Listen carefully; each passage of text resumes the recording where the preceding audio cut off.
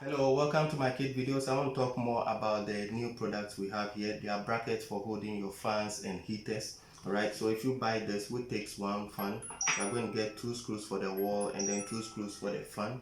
If you buy this mostly for heaters, you get 1 screw for the wall. If you buy this, which is mostly for 3 or 2 fans, you get 4 screws for the wall and then 4 screws for the fan. And then if you are using 3 fans, it means you are going to need 2 extra screws. All right, okay, so this is how it looks like. The screws holding the fan, very firm, and then the other screws for the wall. So real quick, I'm going to demonstrate how you are going to fit this to your wall. Alright, so I have here my fans, 2 screws holding the fan and then 2 other ones for the wall. So this is how I'm going to do it. All you need is a screwdriver, and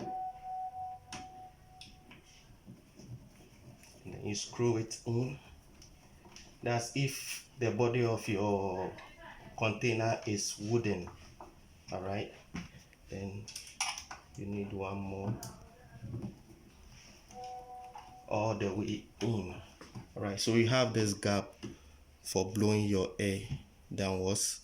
Another way to do this is if you want your fan to blow across. Alright, if you want it to blow horizontally, you can just do it this way. And as you do that, you check the orientation of your fan so that it blows to the direction you want it to blow.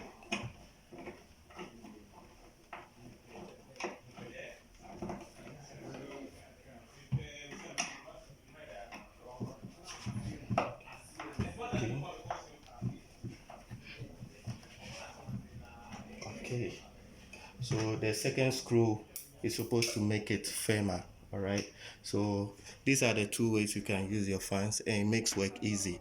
If you think you need a second one to support the other side of the motor or of the fan, then you can get that. All right, so visit my kit shop anytime and get one for yourself. Thank you.